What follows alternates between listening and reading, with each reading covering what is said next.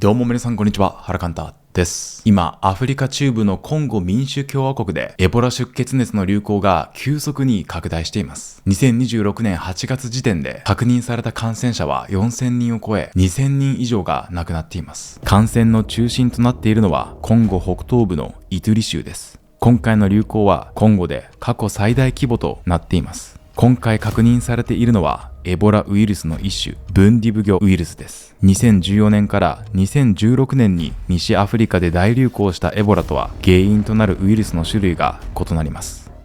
このブンディブ魚ウイルスによる流行が確認されるのは2007年のウガンダ、2012年のコンゴに続いて今回が3回目です。現在このタイプに対して承認されたワクチンや特効薬はなく、今年7月にはコンゴで有効な治療法を探るための臨床試験が始まりました。エボラは感染すると高熱や激しい倦怠感、嘔吐などの症状が現れ、重症化すれば命を落とすこともある感染症です。致死率は平均すると約 50% と非常に高いことで知られています。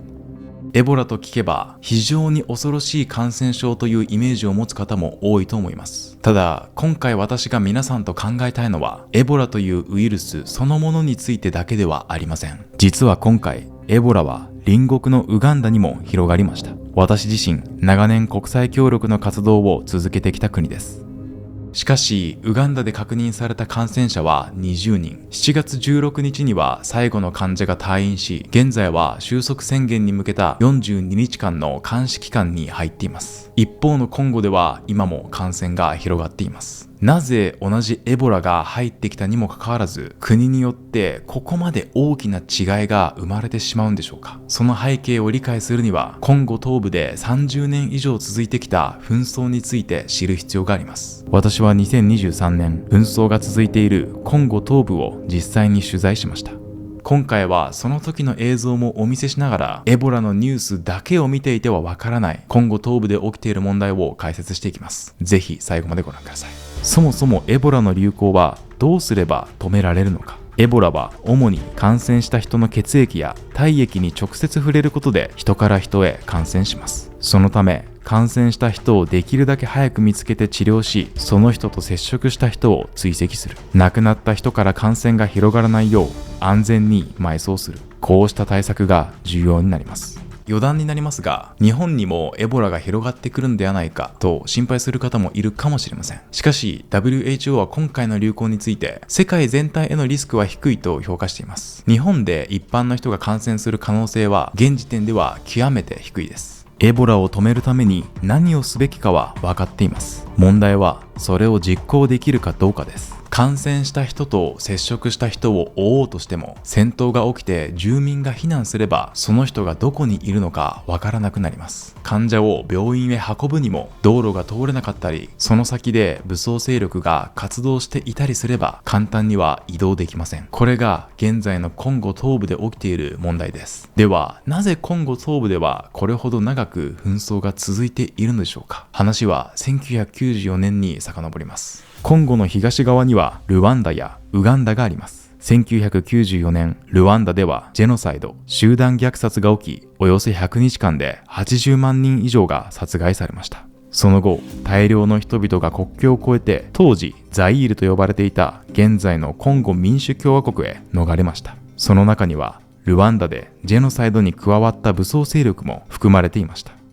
ルワンダ側からすれば自国を攻撃する可能性のある武装勢力が国境のすぐ向こうにいることになります。1996年、ルワンダやウガンダがコンゴ国内の反政府武装勢力を支援し、第一次コンゴ紛争が始まりました。当時の政権は崩壊しますが、平和は長く続きません。1998年には再び戦争が始まりました。第二次コンゴ紛争です。周辺の多くの国や武装勢力が加わり、戦闘だけではなく飢餓や病気によっても多くの人が亡くなりました。2003年、この大規模な戦争は一旦正式に終わります。しかし戦争が終わったからといって東部にいた武装勢力が全て消えたわけではありませんでした。ルワンダなど周辺国との対立、土地をめぐる争い、地域社会の対立、政府の力が十分に届かない地域の存在、そして金などの豊富な天然資源、様々な問題が重なり、武装勢力による戦闘がその後も繰り返されていきました。現在、東部で大きな勢力を持っている武装勢力の一つが M23 です。主に北キブ州や南キブ州で活動しており、国連はルワンダ軍から支援を受けていると報告しています。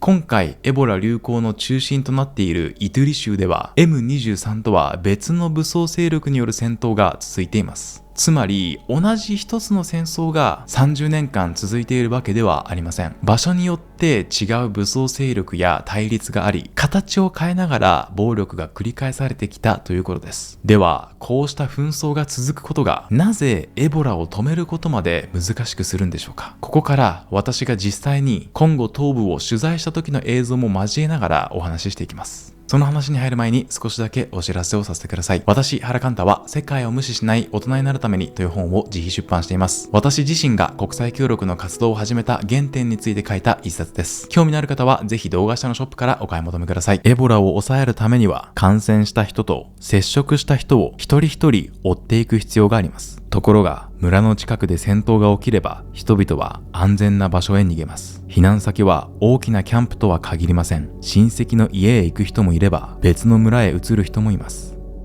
そうなればこの患者と接触した人は誰なのか、その人は今どこにいるのかを確認するだけでも難しくなります。もう一つコンゴ東部で大きな問題になっているのが移動の難しさです。エボラを抑えるためには医療チームが村まで行き、患者を病院へ運び、採取した検体を検査施設まで届ける必要があります。しかしコンゴ東部ではそもそも人や物を移動させること自体が簡単ではありません。私は2023年、今回の流行地とは別のコンゴ東部南キブ州で農村部まで車で取材に向かいました。その時の映像を見ると移動がどれだけ大変なのかがわかると思います。目の前から大型トラックが来てるけど、そう横もう断崖絶壁で落ちたらまず死にますね。今カロンゲの村の中の小学校に向かってるんですけど、すごい道ですね。昨日通ってきた道よりもさらにヘビーな道を今通ってます。すごい道ですね。車がもう斜めっちゃ。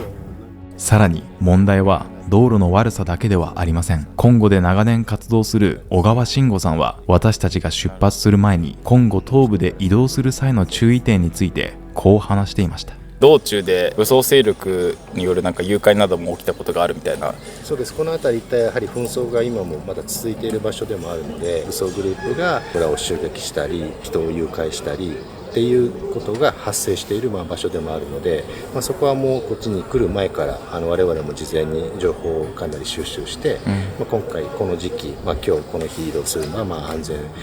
100% 安全というのは言い切れないんだけれども、そういった状況がないということを確認しているので、なので今日移動します。はい。小川さんの説明にもあったように、武装勢力による襲撃や誘拐が起きる地域では、その日にその道を通っても大丈夫なのか、事前に確認しながら移動します。エボラへの対応でも医療チームが村に行き、患者や検体を運び、薬や防護具を届けなければなりません。道路が悪いだけでなく、安全に入れない地域まであれば、感染者を見つけて治療につなげること自体が難しくなります。一方で、コンゴ東部で暮らす人たちが毎日戦闘から逃げ続けているというわけではないことは補足しておきます。私が現地で取材した時にも、紛争が続く地域で人々がどう暮らしているのか、小川慎吾さんに話を聞きました。もちろん紛争下ではあるんだけれども、鉄橋の紛争っていってずっと紛争が毎日続いてるわけではなくて、時々その武装グループの襲撃があったりとか略奪があったりっていうのが起こるので、ここにいる人たちっていうのはほとんども普通の村に生活してるんです。コンゴって国内避難民がだいたい540万人もっとかな、もう今多分それより増えてると思うんですけど、ほとんどが普通の民家、親戚の村に避難したり、キャンプそのものがなかなか作れなかったりするっていうのもあるし、もう数が多すぎるので、そういう状況の中で国内避難民人が今後の国内にいる。なので援助だけに頼ってても生きていけないので、私自身現地で見たのも、子供たちが学校へ行き、大人たちが畑を耕し商売をする普通の日常でした。ただその近くで襲撃や戦闘が起きれば、人々は家を離れ、病院へ行けなくなり、支援する側も入れなくなります。感染症を止めるには、一人一人を地道に追い続けなければなりません。その当たり前のことを続けるのが難しい。それが紛争地域でエボラを抑える難しさです。では、同じエボラが入ってきたウガンダでは、なぜここまで大きな流行にはならなかったんでしょうか。今回ウガンダで確認された感染者は20人。そのうち15人はコンゴから入ってきた感染者で、国内で感染したのは5人でした。感染が確認されると、検査や隔離、接触者の追跡が進められ、大規模な市中感染には広がりませんでした。ウガンダもこれまで何度もエボラの流行を経験しています。その度に感染者を見つけ、接触した人を追い、流行を封じ込める対応を積み重ねてきました。コンゴにも長年のエボラ対策の経験があります。ただ、今回のコンゴ東部では、その対策を続ける途中で人々が戦闘から逃げたり、医療チームが安全に入れない地域が出たりしました。同じウイルスでもそれが入ってきた場所によって広がり方は大きく変わるということです。今回のエボラ報道を考える上でもう一つ知っておいてほしいことがあります。エボラは確かに危険な感染症です。大きな流行になれば世界的なニュースになります。ただ、コンゴで暮らす人たちが日常的に直面している健康上のリスクはエボラだけではありません。例えば、マラリアです。2024年には世界のマラリアによる死亡の 10% 以上がコンゴ民主共和国だけで占められていました。さらに肺炎や下痢など予防や治療が可能な病気によっても多くの子供が命を落としています。私がコンゴ東部を取材した時にも、現地の小学校では子供たちにマラリアの感染経路や蚊帳の使い方を教える活動が行われていました。今ですね、テラルネッサンスの現地職員の方がマラリアはどういうふうに感染するのかっていうところを、現地の言葉で全校生徒の皆さんにレクチャーしているところです。本来はもっと少人数でやるみたいなんですけれども、今日はちょっと時間があまりない関係で、今全校生徒がグラウンドに集まってきたので、マラリア予防の知識と蚊帳の使い方をレクチャーするそうです。Ile mustiki inapatikanaga wapi kwanza? Malaria ni ugonjwa mmoja ambao inapatikana sana. このようにマラリアは現地で暮らす人たちにとって日常の中にある非常に身近な病気です。エボラ出血熱と聞けば私たちは怖いと感じます。防護服を着た医療従事者や隔離施設の映像も強く印象に残ります。一方で現地ではずっと身近なマラリアや肺炎、下痢について日本で生活している私たちが意識する機会はほとんどありません。エボラが流行すれば世界中で大きく報道されます。戦闘が起きれば銃を持った兵士や避難する人々の姿がニュースになります。でもコンゴで人の命を奪っているのはそれだけではありません。マラリアや肺炎、下痢、ニュースにはなりにくい病気によって今この瞬間も多くの子供たちの命が脅かされています。だから私はエボラという言葉の怖さだけで終わらず、その場所で実際に何が人々の命を奪っているのかまで見てほしいと思います。怖いと感じるものと実際に多くの人が直面しているリスクは必ずしも同じではありません。この動画がこれから世界のニュースを見るときにその違いを意識するきっかけになれば嬉しいです。皆さんは今回の内容についてどのように感じたでしょうか。ぜひコメント欄で感想をお聞かせください。ハラカンタのチャンネルではアフリカをはじめ世界で起きている様々な問題をその背景に何があるのかまで掘り下げて解説しています。ニュースの見え方が変わり、その背景まで深く理解できるようになる。そんな動画をこれからもお届けしていきますので、まだチャンネル登録がお済みでない方はぜひこれを機会にチャンネル登録をよろしくお願いいたします。この動画を見てもう一歩踏み込んで国際問題や社会課題について学びたいと思った方はぜひ私が運営するオンラインサロンシナジーを覗いてみてください。シナジーでは立場や背景の異なるメンバーが意見を交わし、では私たちに何ができるのかまで一緒に考えています。少しでも関心のある方は概要欄のリンクからホームページをご覧ください。ということで今回も最後までご視聴くださりありがとうございました。また次回の動画でお会いしましょう。